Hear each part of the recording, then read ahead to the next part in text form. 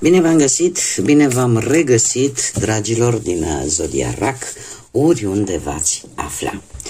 Iată-ne din nou împreună la o nouă lectură, de data aceasta pentru săptămâna cuprinsă între 20 până pe 26 octombrie inclusiv, așa că toți cei care aveți soarele, luna, Venus, ascendentul sau oricare alt aspect astral important pentru voi din harta voastră natală și care are legătură cu Zodia Rac, această lectură este de asemenea și pentru voi. Ca de fiecare dată, nu uitați, este totuși o lectură generală, așa că vă rog să luați decât acele mesaje care rezonează cu voi. Restul lăsați-le să zboare în univers, pentru că sigur sunt pentru alte energii care într-o mai mică sau mai mare măsură au legătură cu Zodia Rac. Și începem această lectură cu acest minunat oracol Lenormand și haideți să punem întrebarea magică: ce este important de știut pentru dragii mei din Rac în săptămâna 20-26 octombrie?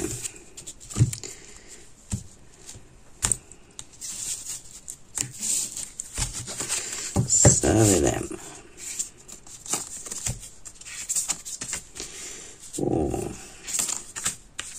Nu e rău deloc, dragilor. Deci,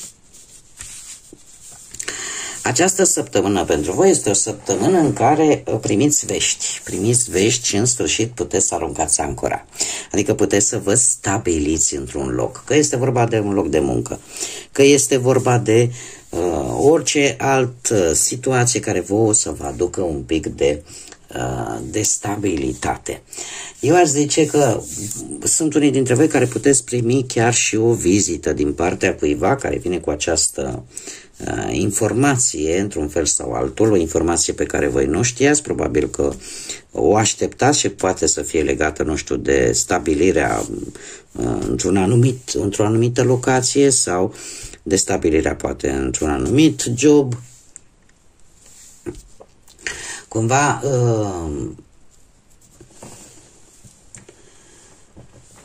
în sfârșit cumva ajungi acolo unde tu ți-ai dorit sau unde tu îți dorești. Poate să fie vorba și de studii. În sfârșit să închei un anumit curs, un anumit studiu, da? Și în felul ăsta să-ți asiguri ceva stabil. Așa că nu e rău deloc. Asta este ce este important pentru voi, dragilor, în această săptămână. Haideți să vedem ce ne spune tarotul. Ce vine pentru dragii mei din Rac în săptămâna 20-26 octombrie, atât pe plan profesional, financiar sau sentimental.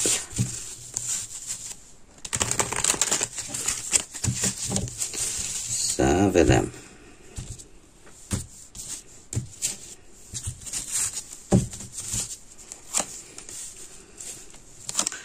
Da, și se pare că pe plan profesional, într-adevăr, îmi apar niște începuturi noi. Nu știu dacă zodiile de foc vă spun ceva, berbec, leu, săgetător, poate să aveți sau nu legătură cu voi, nu știu, poate prin ascendent, dacă unii dintre voi aveți un ascendent în vreo zodie de foc, sau pur și simplu avem niște energii aici implicate în viața voastră profesională în zodii de foc. Ce ne spun cărțile pentru partea asta a muncii? Se pare că ori că sunteți voi un pic mai apatici în această săptămână, da? Nu prea aveți chef așa foarte tare de muncă. De ce? Pentru că există niște decizii. Există niște decizii destul de importante pe care voi trebuie să le luați. Există poate un anumit blocaj pe care îl traversați. De ce? Pentru că așteptați un răspuns. Nu știu, că poate ați dat un interviu, că poate cineva v-a promis un alt job sau v-a promis o rezolvare și legată de muncă. De aici apare și starea asta ușor, ca și cum nu ai chef de muncă pentru că stai într-o permanentă expectativă, aștepți ceva. Acum, faptul că avem o rege de bâte aici, ori voi veți lua atitudine, ori voi, deci dacă aveți un ascendent într-o zodie de foc, e posibil să treceți la acțiune și să spuneți, știți ce, eu nu mai stau să aștept cai vers pe pereți, trec la acțiune și mă interesez eu. Da? Și există această hotărâre în care spui, indiferent ce ar fi, nu mai mi-este frică de nicio provocare, eu vreau să fac o tare lucru în cariera mea profesională, în viața mea legată de muncă, pe termen lung. Da? Și chiar dacă această perioadă este una mai greuț de dus, este ceva temporar. Asta nu va face să te dezamăgească, da? Te va întări și mai tare și îți vei lua hățurile în mâini și vei începe să acționezi ca să afli ceea ce pe tine te interesează să afli. Dacă nu vorbim de un ascendent într-o zodie de foc, atunci putem vorbi de un personaj, de o energie în care tu poți avea încredere și care te poate ajuta să te lămurească, să primești acele răspunsuri pe care tu le cauți sau pur și simplu să te ajute poate să găsești de muncă, să-ți dea acele răspunsuri pe care tu le aștepți. Mergem mai departe. Haideți să vedem pe partea banilor. Pe partea banilor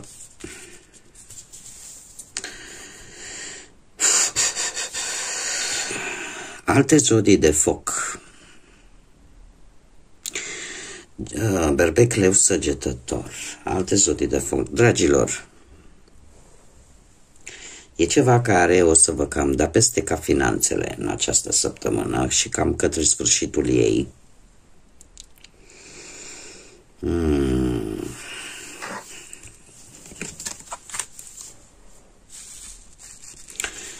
Nu știu, dragilor, dar multe zodii de foc persistă într-o veselie, atât pe plan profesional cât și pe plan financiar. Zodiile de foc, Berbec, Leu, Săgetător.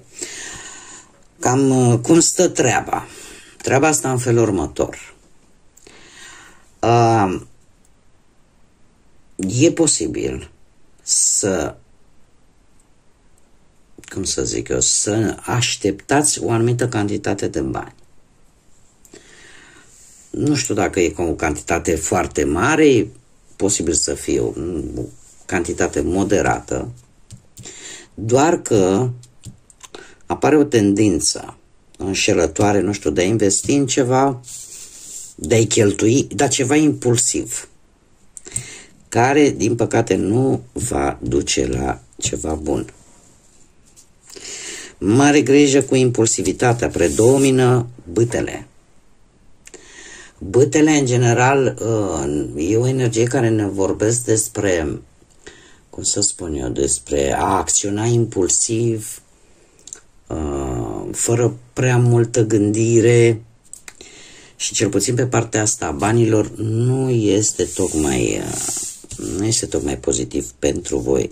9 de bâte îmi vorbește de situația în care încerci cumva să acoperi toate cheltuielile importante și că lucrurile nu stau deloc ușor. Și colac peste pupăză avem acest turn. Acest turn care vine cu o situație care cumva îți dă peste cap cu totul finanțele în această săptămână. Vine un eveniment, o situație pe nepusă masă, dar vine cu ideea de a te trezi un pic la realitate. Pentru că e ceva aici care e ca și cum ai zice, ori bagi bani în ceva, într-o gaură fără fund, de unde nu scoți nimic pozitiv pentru tine. Nu știu, poate veți fi tentați în această săptămână, aici trebuie să fiți un pic mai atenți, să cheltuiți niște bani. Bun, prin impulsivitate, dar pe ce? Poate pe ceva din casă, poate pe o casă, poate pe anumite lucruri care țin de, nu știu, de propriul vostru organism și care îți va destabiliza situația financiară. Așa, ca și concluzie, voi nu trebuie să o luați așa trebuie să se întâmple, nu. pentru cei mai ales care se regăsesc în această informație, în acest mesaj, mă repet cum o fac de fiecare dată, tarotul nu obligă.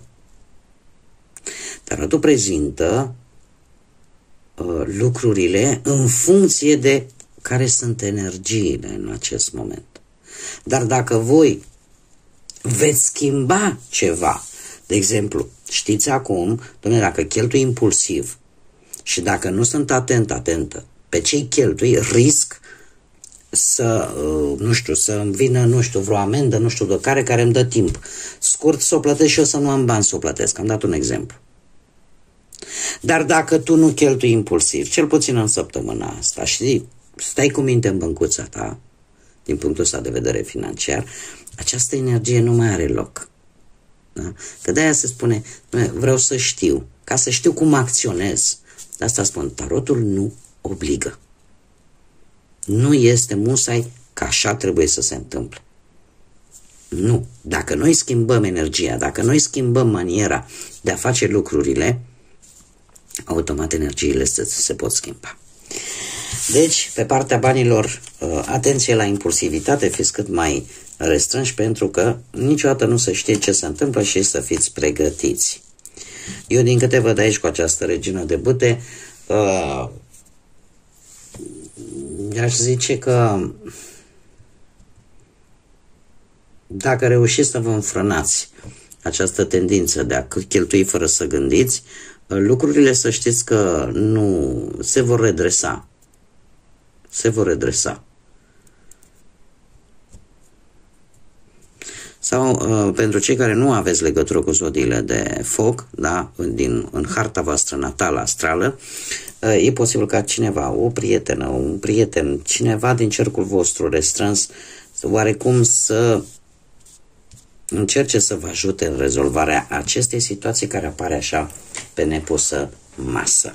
Că una e când rămâi fără bani, că i-ai cheltuit pe altceva și nu mai poți să rezolvi această problemă apărută instant, și alta e când stai cu minte, ai cu ce, chiar dacă apare această problemă, o poți rezolva.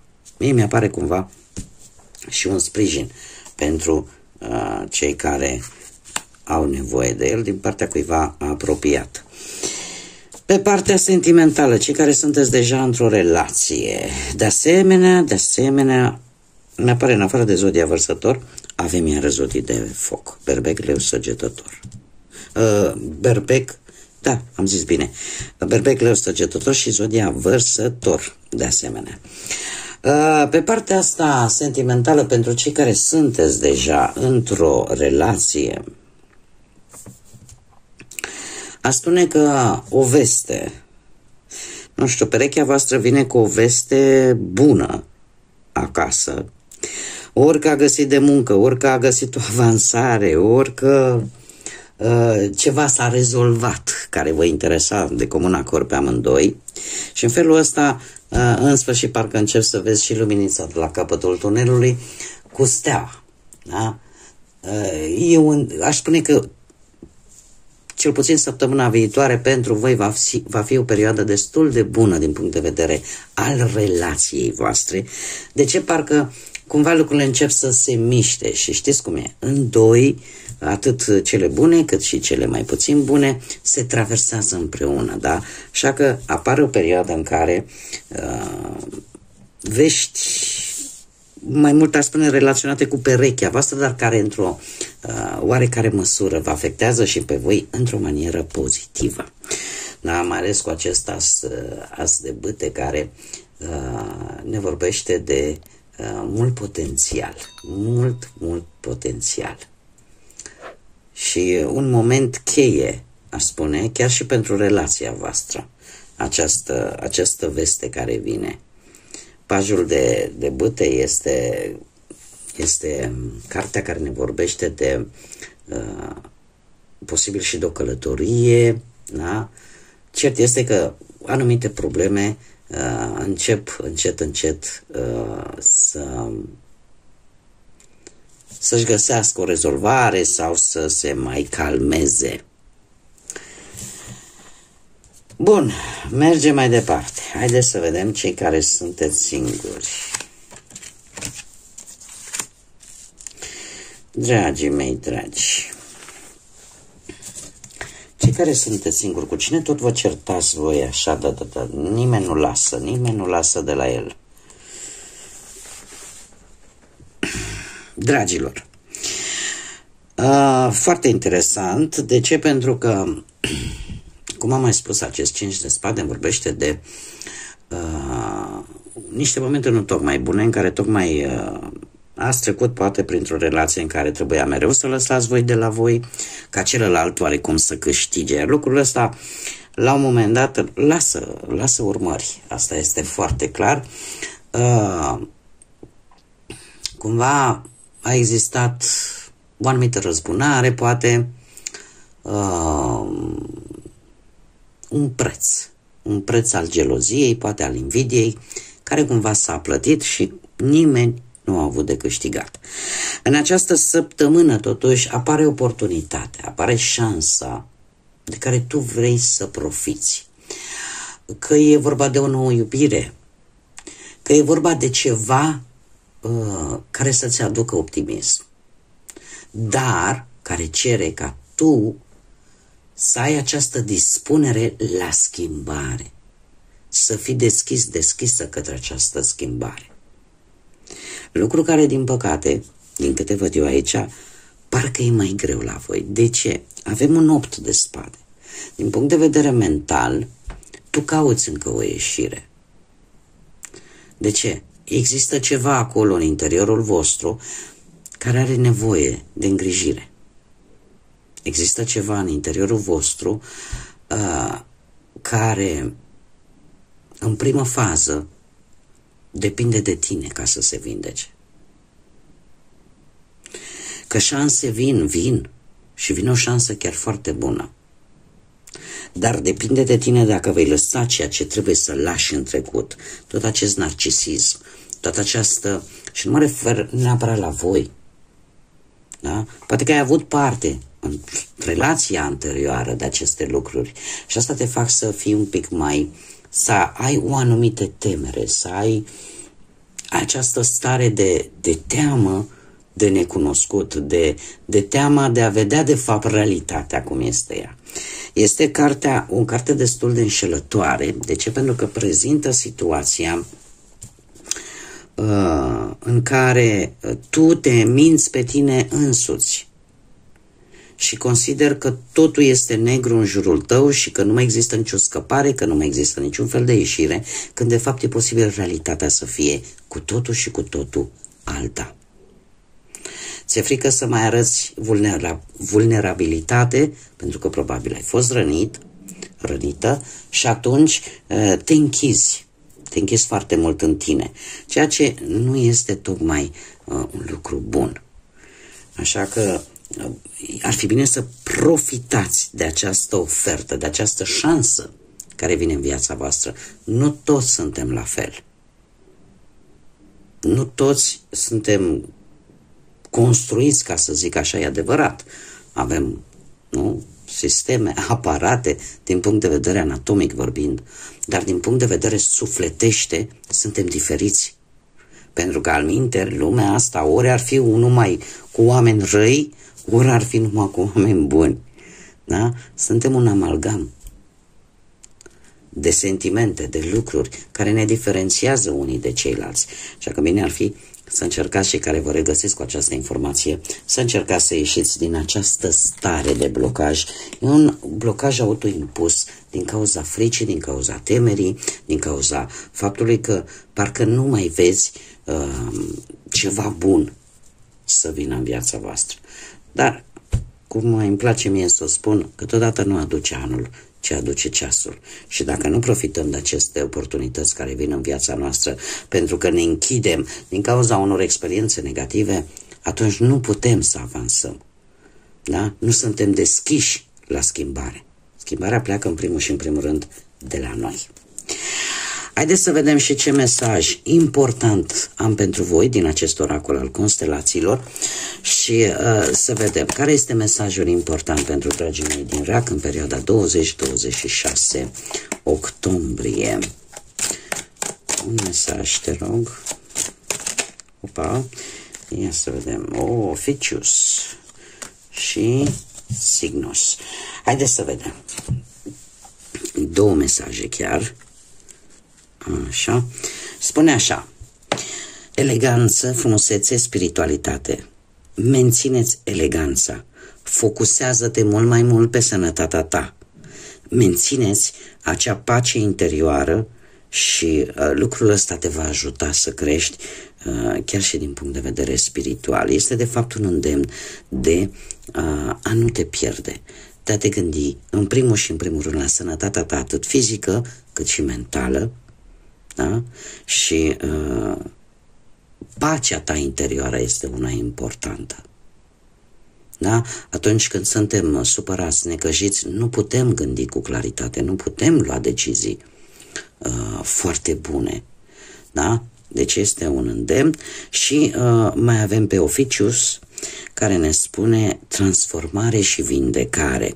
Focusează-te exact, se repetă practic, atât pe sănătatea ta fizică cât și mentală, acceptă prezentul și așteaptă acele oportunități care să-ți aducă noi începuturi. Deci același lucru pe care mi l-a spus, ni l-au comunicat și tarotul. Atât de simplu. Bun, dragii mei, cam atât am avut pentru voi. Eu vă mulțumesc pentru prezență ca de fiecare dată. De asemenea, mulțumesc tuturor celor care sunteți lângă mine prin intermediul like-urilor, comentariilor, distribuirilor voastre, a faptului că vă abonați. Astea sunt aspecte foarte importante pentru mine, ca și pentru orice alt creator de conținut. Algoritmul YouTube-ului funcționează în funcție de aceste lucruri, care chiar dacă nu costă bani, ele de fapt arată interesul vostru față de ceea ce eu public aici și felul în care eu o fac. Așa că mii de mulțumiri tuturor pentru toate aceste lucruri minunate, cum de asemenea invit pe toți cei care încă nu s-au abonat, dacă v-a plăcut, dacă ați rezonat, dacă doriți să mai vedeți acest gen de lecturi și felul în care eu le abordez, atunci puteți să vă abonați, este gratuit, puteți chiar să activați clopoțelul acela, este de fapt pentru notificări. Când eu fac publicații noi, primiți notificare că am urcat conținut nou.